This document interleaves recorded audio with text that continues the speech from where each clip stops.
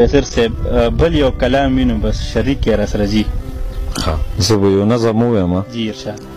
داسې ما ډېر ویلی دی خو ما ته یاد نی اکثر نو همدغه باندې به اکتفا وکړم چې صحیح دی. حسن و عشق د هغې نامه ده ښه دي. چې څو زرګونه کاله مخکې مکالمه د حسن و عشق وه.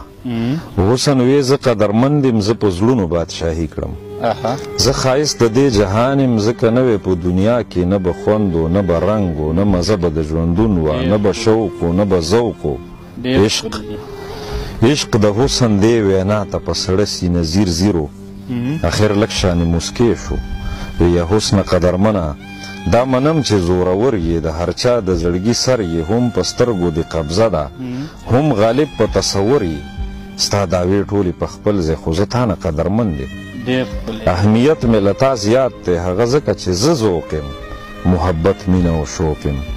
حسنه ته چې نن هر څه یې د چا زړه د چا لیمه یې دا زما په برکت یې ځکه نه وی ته به نه وي ستا ثنا صفت به نه و نه به ستا خبرې عام وي نه به زه داسې بدنام وم نه به ته د سترګو تور وي نه به ته د زړه ټکور وي نه به ته خلکو ستایلی نه به یې ستا لارې څارلې.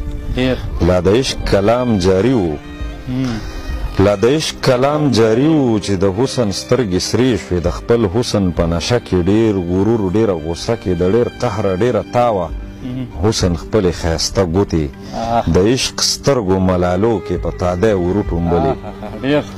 حسن هغې نه ظالم شو نن هماغسې ظالم دی خو د عشق حال عجیبه دی.